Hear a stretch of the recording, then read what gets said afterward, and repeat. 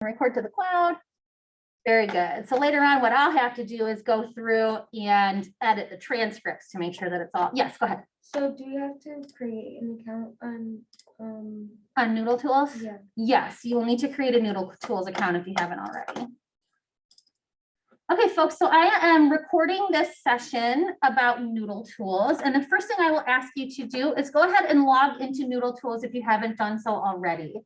So if you're at home watching this, you can reach NoodleTools through the library's webpage. All you need to do is visit www.ivcc.edu/library.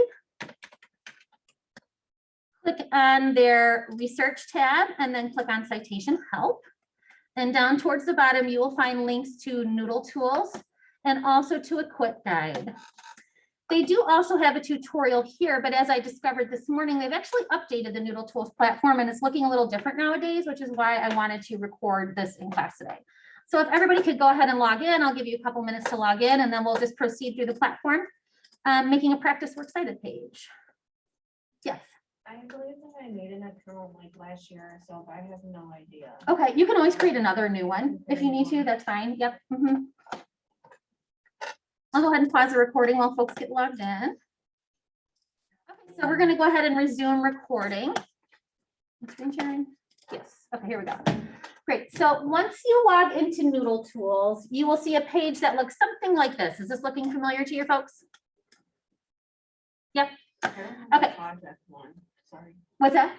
Is that project one supposed to be? No, that's because I already created one. Okay. Yeah, exactly. No, so you have a blank screen. Exactly. So you probably, if you've never put a project in here, have a blank screen. So what we are all going to do today is create a new project. So if we look up over here in the right-hand corner, there's this green button. Go ahead and click it. Just go ahead and give this one a title like practice or something like that. We're just going to use this one sort of for rehearsal. One thing I'll point out that's important right off the bat is our citation style for this class is always going to be MLA Advanced. And we always want to make sure we choose that advanced button down at the bottom because we are college students and we are ready to tackle the advanced things. My project title already exists. No, it doesn't. Let's try this again. There we go.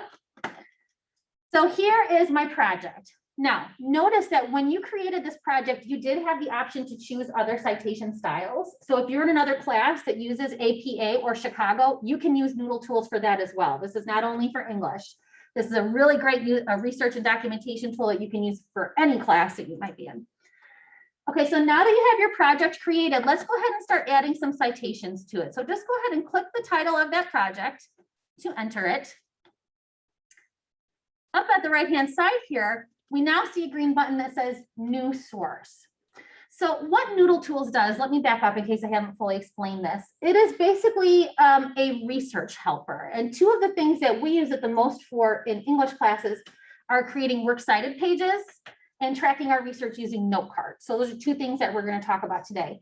Another kind of more hidden function that NoodleTools will do for you is to help you with the in-text citations for each of your sources. So it's pretty cool. So go ahead and click New Source. And the first thing we will need to do is select exactly what type of a source it is that we are citing. So just for the sake of practice, let's all go ahead and create a fake website citation. Okay, so go ahead and click website. It brings up a bigger page that sort of asks, you know, what exactly are you looking at? Is it a letter? Is it a podcast? Is it a newspaper? We're just looking at a web page. So we're almost always going to choose web page right here. Okay, Sammy got in. Great, Sammy. Thanks for letting me know.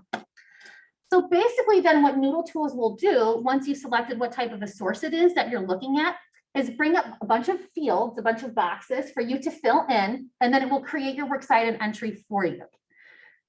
Something else that this page will do is it will give you a helper pop-up box and let you know if it thinks you are making a mistake.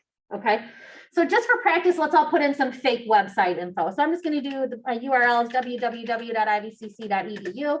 You can easily always copy and paste from a website too, if you wanted to do it that way. Oh, let's say our date of publication was February 4th, 2000, and we looked at it today. Now, one thing I'll point out is that the most recent date of access is not actually required in MLA style in your Works Cited citation. If you include it, it's fine. It's extra information, but it's not actually required. I'm not sure why they include it there. So you're with me so far. We've put in our web page information. A lot of times I would advise you just to copy and paste the URL. That makes it really easy. Next up, we can add our contributors. So let's say we had an author for this site, and I'm just going to put myself in as the author, just for the sake of practice. Go ahead and put your own name in or put mine in. And don't be afraid in NoodleTools to skip boxes. More than likely on every citation you create, you are going to have at least a few blank boxes, and that is okay. All right, they're just putting in everything that you might possibly want to include. So here comes our web page title. I'm just going to type in web page title. Now let me show you something. Do you notice what happened here? As I'm typing, I did not capitalize the first letter of the word page, and this box popped up and suggested to me, I think you need to capitalize that. So it's really, really helpful. Is it always going to be right? No, right? It's up to me to decide if I need to take that advice. We can also check if it's untitled. Now here's a blank box, English translation of document or the article title. I don't have that. I don't have a translated page, so I'm going to skip it. Let me show you though, in case you're not sure if you need that thing or not. Next to each box, when you click into it, this little blue eye is going to pop up. It gives you some further information about what it is asking for. So if you're not sure what it means or what it's asking for, just click that little blue eye and it's going to give you some more information about it. Next up, I'll put the name of the website. And again, I'm just typing for practice's sake, name of website. Same thing for publisher. I'll go ahead and just type in publisher. Now again, this little eye is going to pop up and let me know if my publisher is the same name as the title of the website. I don't need to put it in. I can leave it blank. If you did, it would be fine. But again, NoodleTools gives me that hint that it's not necessary. Okay, and let's say we had an editor for this site, and our editor is, let's say, Jerry Corcoran, the president of the college. This didn't have any additions, any versions. I'm going to skip all that. Jerry Corcoran's middle name, I don't know. I'm going to skip all that. Let me come down to the bottom here. There's also a place to add annotations, but we are not worried about that yet. We'll get to that during next unit. So what I'm going to do is come up right here where this blue button says save and go ahead and click save. So as you can see, what has happened is NoodleTools has taken all that information that I gave it. It has placed it into a properly formatted MLA style citation. It puts it in the correct order. You'll notice it does like the last name first, that whole deal. It puts your quotation marks and your italics where they need to be. It is awesome. Back in the day when I was learning how to do this, you had to sort of go back and forth between the formula and the book, and it could be a major, major headache. So we are going to talk about the philosophy, the theory behind creating works cited entries. I want you to be familiar with how to do it manually. But what this site does is it does it sort of for you. It's really nice. Okay. Now let me show you a couple other little things about this. See these little 3 dots right here? These citations are never ever written in stone. So if you were to notice that you misspelled something or you made an error, you can always come back and click edit to change anything that might need to get changed. You can copy the citation right here and paste it somewhere else. If you were to need to do that, you can add an attachment to it. You can delete, there's all kinds of stuff. But what I wanted to point out is that little drop-down box that says in-text citation. Notice that? When I click this, and again, I just clicked here to reveal this little menu, and then I'm going to click in-text citation. It's going to show me what it believes my in-text citation for this site should be. Does this make sense? Now, just like we talked about before, this pretend, source that I made up is a web page with an author, but no page numbers. So you'll notice the citation gives the author's name. That's perfect. There's no page number, so we don't have to put in a page number. We don't make one up. We don't put number 1. We just leave it out altogether. Does this make sense, folks?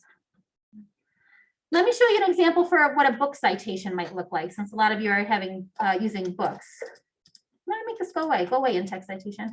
Oh, here, close. So when I'm ready to add another source, if we look up here to my Works Cited page, again, I just click new source. This time I'm going to pretend to put a book in. So I'm going to say it's a print source and it is a book. I'm going to have a book by Stephen King. The title of the book is going to be It. There's no volumes. The publisher, he usually works with Scribner. We're going to guess that it was published in like 1985-ish. The publication city is not needed. If you put it in, it's fine. I wouldn't like ding you for that. But notice it says publication city if needed. Leave it blank. Well, then don't put it in NoodleTools, but whatever. We'll just go ahead and skip it. Edition I don't need, series name I don't need, any of that stuff I don't need. So I'm just going to go ahead and save my citation. Oh, except I did not select the role of my contributor. I need to let them know that Stephen King was the author of that. So then I'll click save. Now you'll notice here's my Works Cited page. It's been updated. It alphabetized it for me. It put King before Villarreal because he comes before me in the alphabet, right? We've got last name first. We've got the title of the book. We've got the publisher and the year of publication. That's all we need for MLA style. Now my in-text citation helper for this guy is going to look a little bit different as well, because this one has page numbers. So what it will ask me to do is to show you, oh, I guess it doesn't, oh, here we go, yes, right at the top here. It'll tell you, put in an example page number. I'll put page number 8. And I don't know if you can see this because it's very small, but it updated my example in-text citation right here to show me exactly what it would look like in my essay. Pretty cool, right? So again, like that little hint I gave you before about how your Works Cited page is sort of your cheat sheet to your in-text citations. There's a perfect example of it right here. So we've got King. We know it's from the book, so we need to add a page number. We've got Villarreal, no page number, so we don't need to add it. Questions so far on this piece? Now, again, do keep in mind that this is just saved like, I don't know, out there on the internet, in the ether. So you should be able to access it from any computer, any device that you have. As long as you know your login and your password, you'll be able to get in and access all your projects. So it's pretty cool. Now, let me show you another functionality that we'll probably use more when we get to the research paper portion of the project, but that you might find useful for this one as well, which is note cards. So let me go back to my projects page. Let me show you my first project here. This is my first practice project that I had created. And here was just, this was me in my office going, oh, okay, NoodleTools is totally different. You know, let me create something really quickly. So I made this fake web page citation. And what I also added to it was a note card for this source. Okay. So again, I just clicked right here to open it up, and I'll show you how to build these in a moment. But what these note cards allow you to do is, number one, you can link a note card directly to the sources in your Works Cited page. So they're really easy to know like which source it's attached to, and they're very easy to find. You can add several things to the note cards. You can give page numbers. You can create tags for yourself and tag it like SA2 tag, you know, AP history tag, you know, things like that. You can include direct quotations. And right here, I even was able to hyperlink. I went ahead and included a link to the style book there for myself. You can sort of imagine if that was the source you were linking to. You can, it'll give you a space to put something in your own words as a summary or paraphrase, and then your own ideas about it. And then it includes the sort of the history of when you created it. So notice over here, if you're on your own page, you can just simply enter whatever project it is that you're in. Next to, oh, that's where you add the tags. Okay, great. Next to the source is where you can start adding some note cards. So what I would do, I think the way I got to it in my office, yeah, was just to click on, where did my note card pile go?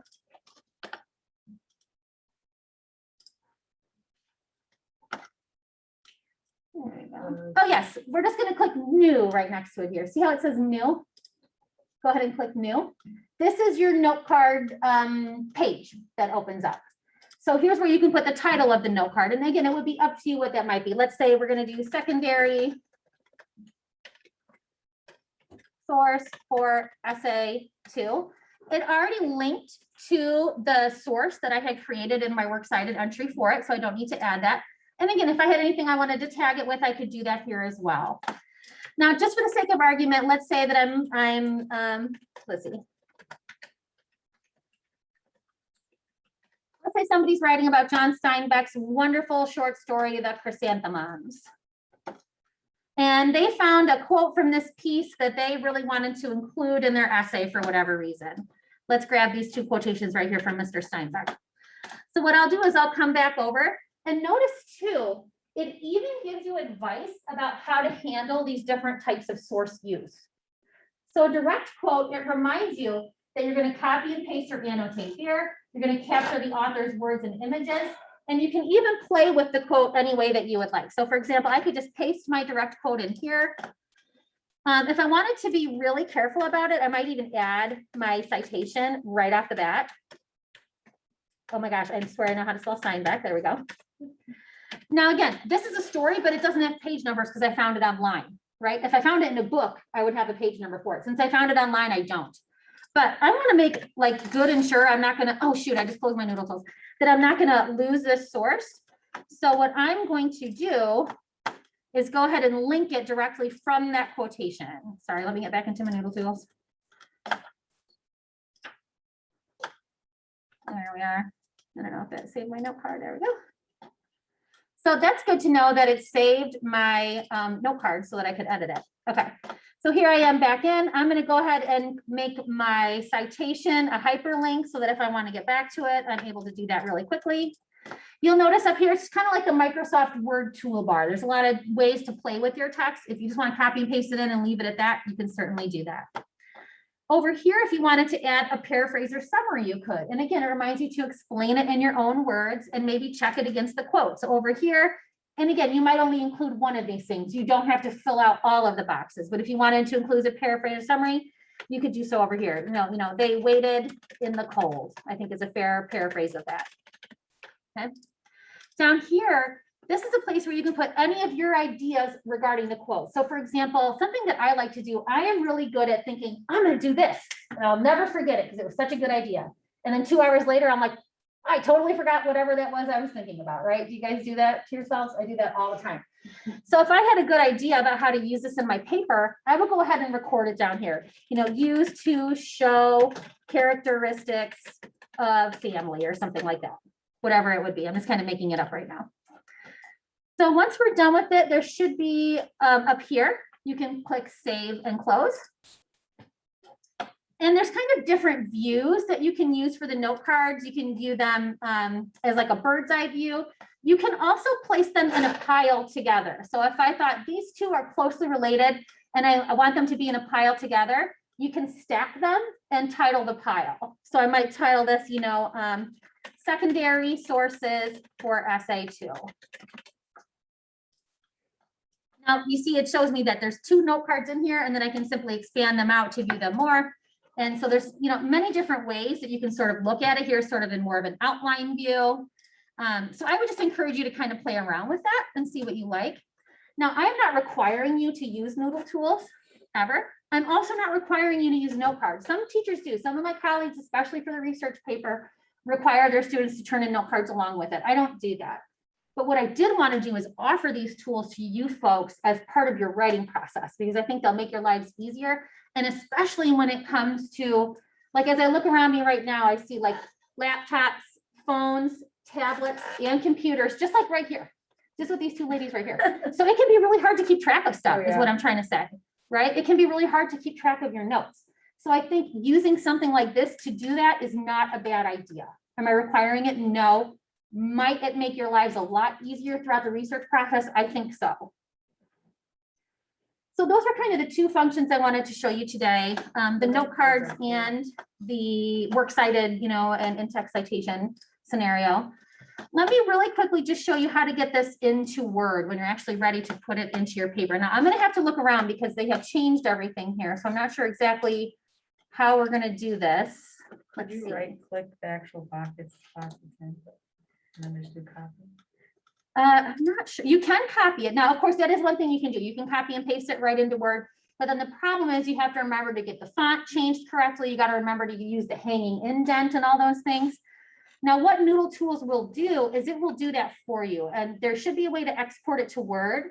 I'm just looking here now for how to do that. Because as I said before, they changed the platform since the last time we looked at it. So you guys can feel free to like look around, click around, poke around. Oh, export and print. There we go. So look up at the top here. See this printer? I'm always going to choose, instead of copying and pasting, I'm going to export it to my preferred word processing program. So just for the sake of an example, let's go ahead and send it to Word. We're going to include all of our sources. And again, the really wonderful thing that it does is we English teachers tend to be really particular about how these works cited pages look. They've got to be alphabetized. They have to be double spaced. They have to use the hanging indent, you know, all that good stuff. We want your works cited title to be correct and to not be bolded. So as you can see, what NoodleTools did as it exported it to Word is it created all that formatting for us. So again, I would always encourage you, you know, like it's your ultimate responsibility. Make sure you look it over and be sure that it's correct.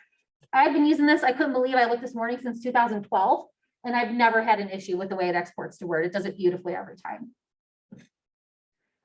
So think about using NoodleTools. It is pretty darn helpful. What questions can I answer for you about the platform or try to show you other examples?